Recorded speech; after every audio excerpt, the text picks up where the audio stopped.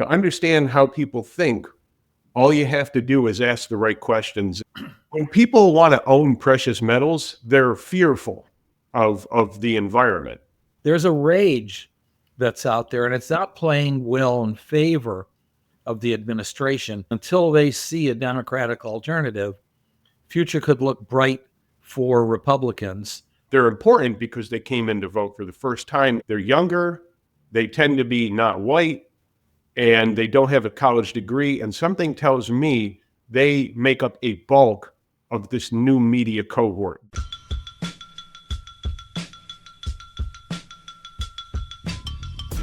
It's Friday, March 14th, and this is another edition of Real Polling in Real Time with Zogby. And we got a couple of Zogbies here. I'm John. Hey, Jer. I'm Jeremy. How you doing? I'm okay, and I trust you're okay because I just asked you a little while ago.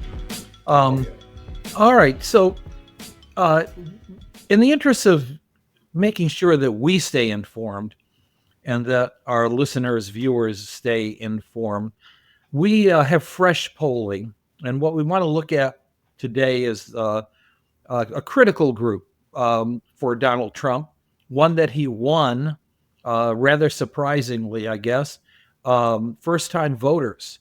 Back in November, we've been tracking first-time voters because, as the title of the podcast suggests, they're really going to be either the canary in the coal mine or the group that keeps its support for Donald Trump. So, by way of context, we're going to look at profile in some detail of first-time voters and who they are, where they stand. Take a look at some of the other attitudes that they bring to the table. But for now, let's just say that our overall polling is right with the national average. National average is that President Trump, in his first 50 plus days or so, is tied by way of approval, 48%, disapproval, 48%. Ours is 49 approval, 48 disapproval, the same thing. However, while there really hasn't been any movement in the recent controversies in the last week or so about the approval, disapproval for Donald Trump, there's been a lot going on. And by way of context, we have protests at scores of Tesla dealers nationwide. We have a stock market correction, or very close to correction. We have talk of recession, which we haven't had in a long time, and talk of that recession by none other than the President of the United States. And so that in itself is highly impactful. Consumer confidence is way down, and we have angry veterans and folks who have been let go of work, and then judges have ordered that they are called back to work. So amidst everything, there's a lot of confusion, but the president's approval and disapproval numbers have remained the same. What about these first-time voters who voted for President Trump in 2024? Jer, you are the master of the recent poll that we have done. Who are they? And where do they stack up? And let's say, how do they compare with the populace, the electorate overall? Well, first off, you, the master, calling me a master, that's pretty nice. I'm not going to have that go unnoticed, but I learned from you. And so you got to look at what a lot of other pollsters aren't looking at. That's what you taught me. But something to just build on a little bit. Why, we've talked about with our new polling over the past few podcasts, we talked about the youth vote, the demographic of the legacy media and the new media, and some other interesting cohorts in terms of getting an idea of how people live in different realities beyond just Democrat, Republican, liberal, conservative, and understanding the Trump juggernaut, MAGA 2.0, MAGA beyond 2016 MAGA. But as you've mentioned and we've uncovered in the data, those who came out in droves for the first time to vote in November is staggering in terms of the data. To make the case, as you suggested, canary in the coal mine, when I look at this data, and after you hear this data, we would like to know whether we're correct that our sense is Trump's success or his failure with this administration may very well hinge on this group. They look like, when we'll go over the data, they look like a bellwether group. They're important because they came in to vote for the first time. And what do they look like? 43% of them are from the South, from southern states. That's very interesting. That's well beyond the share of voters from the South when you look at voters in general. 68% of them are under 45. That may not be shocking, but the number is staggering. 73% of them don't have a college degree. 56% of them are not white. And they are slightly more conservative than the largest ideological cohort in this country, which is moderate. They are slightly more conservative than moderate. And so we see some really different demographics. They're younger, they tend to be not white, and they don't have a college degree. And something tells me they make up a bulk of this new media cohort. They follow podcasts, they follow social media. And as we know, the Trump team did very well in their strategy of reaching out to that cohort. So that is how our November poll showed 8 percentage points more of first-time voters went to Trump. Now we're getting an idea of the ground game that Trump and his team had. So let's look at these first-time voters, and then we'll just kind of intersperse commentary for each data point. When we compare first-time voters to the electorate in general on the key question, whether they're proud or ashamed of President Trump, the general electorate, that is all voters, 36% of them are proud, 45% are ashamed. But when we look at the first-time voters, almost that is proud or ashamed that Donald Trump is president. Proud or ashamed that Trump is president.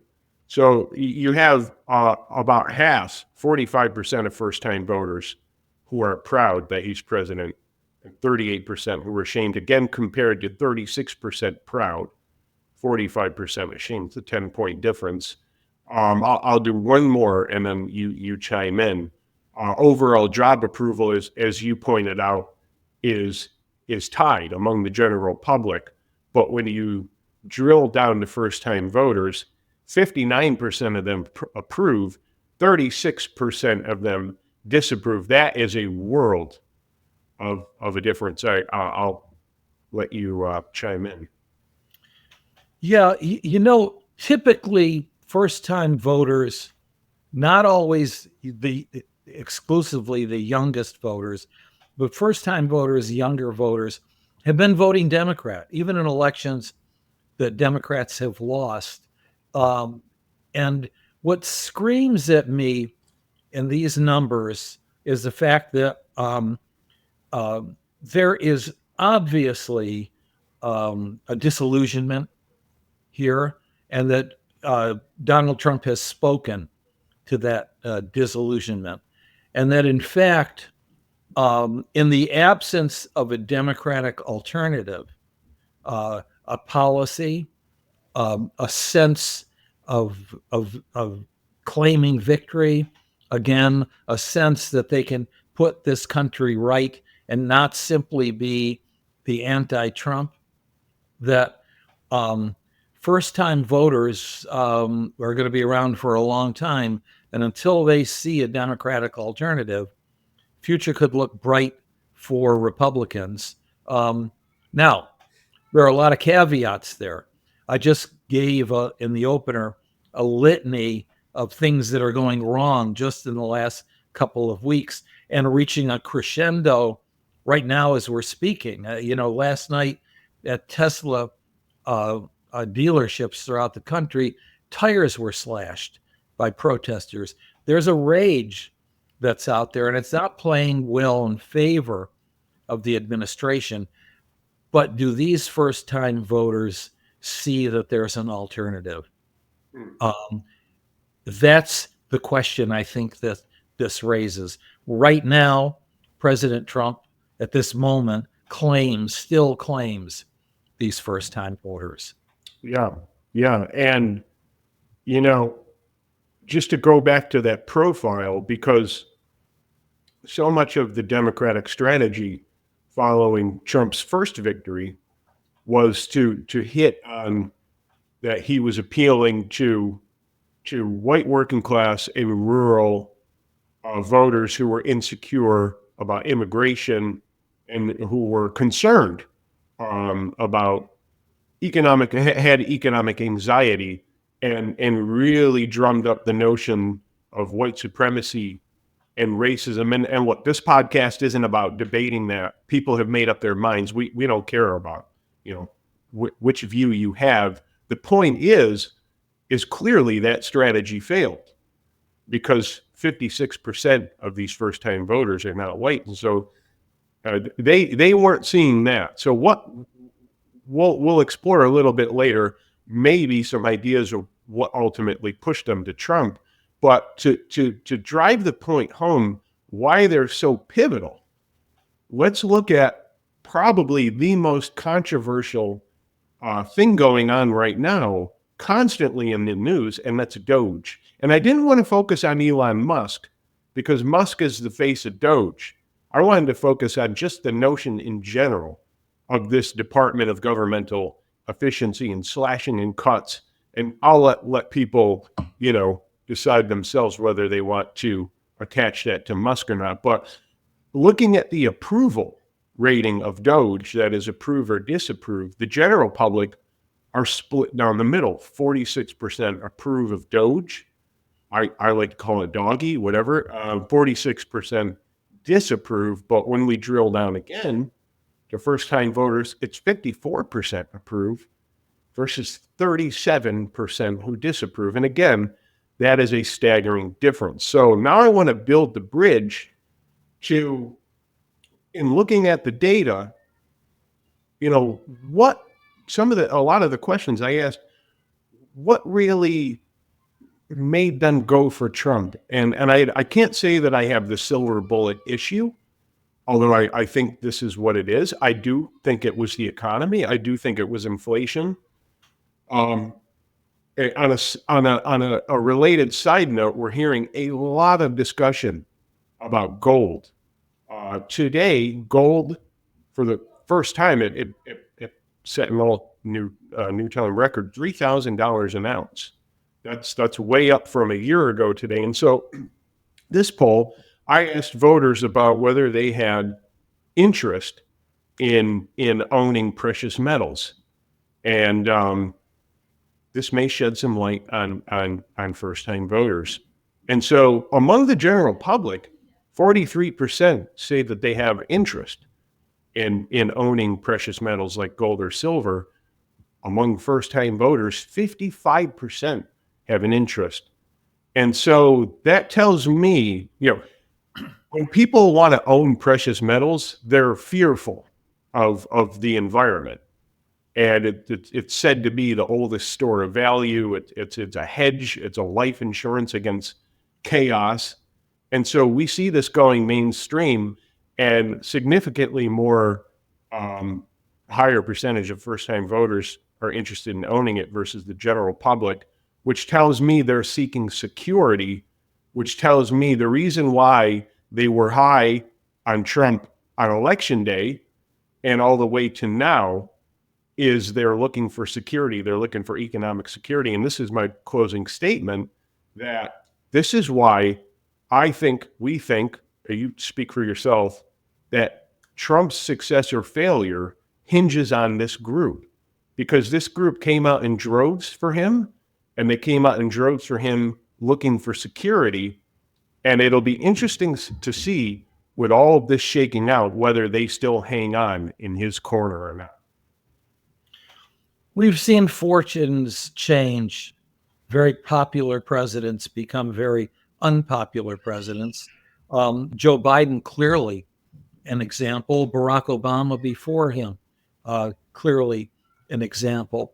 And so we'll be watching. Things do not portend at this moment to be going well for Donald Trump. And at some point, the dam may burst and this group may give up on him. But at this moment in time, I'm going to go back to my original commentary. The burden is going to be on Democrats because the federal budget has to change. There is an enormous amount of waste, inefficiencies, overspending, too many employees. It has to be cut. And we've seen one way of cutting that is a challenge that probably is going to, I say probably going to backfire. And that is to take a meat axe and just chop, chop, chop without any concern for impact. In fact, in a very heartless way, taking long-term and short-term employees and form letters saying your performance was bad. But Democrats are going to have to take ownership of this issue and show that they care as much about reducing government spending and reducing this unsustainable debt and annual deficits that are only being worsened by continuing resolutions like the one that is passing as we speak. And Democrats are going to have to show that, and preferably in a bipartisan way, that there is a way of eliminating lots of government waste in a humane sort of way, that cuts don't happen all at once, but happen over a period of time, just as we've seen with companies in the private sector. When there are mass layoffs, there is severance pay and retraining at community colleges and other educational institutions. But until the Democrats come forward with something like that, Trump will be a source of disillusionment to this group, but there won't be any alternative. And those are my closing statements. Yeah. No, I think we covered a lot. I think we gave a lot to our listeners and viewers to chew on over the weekend. And so, I mean, we'll just close by, as always, to get in touch with us, to visit our website, to see this video, to hear us on SoundCloud, Spotify, watch it on YouTube, or go to our website, johnsogbystrategies.com, hit the podcast button. If you want to get it delivered to your inbox, hit the contact button and you'll see subscribe. And again, if you're looking for our expertise, we've just showcased how we're different from a lot of other pollsters. I'm actually going to read a quote from you. I've got your plaque on my wall from when you were featured on Inc. magazine in the late 90s. And the quote says, "To understand how people think, all you have to do is ask the right questions." And I think that's our signature. I think that's our brand. And I think that's how we provide analysis and data that no other pollsters are doing. So reach out if you want our expertise and our services. Okay, great. I have one final question for you. What if somebody out there wants to learn how to read polls and find out what's unique in them and what they're really saying? Where would you recommend that they go? Well, there's a number of books, but in particular, there's one that you just wrote that has that very title, How to Read Polls, Beyond the Horse Race, How to Read Polls and Why They Matter, BarnesandNoble.com, Amazon.com. And I've read all your books, and it's something that you can read in 2 days, and you'll walk away a lot smarter. Thank you. All right, we'll see you folks next week. Unless there's breaking news, we'll see you tomorrow. Okay, thanks. Take care. Take care. Have a great weekend.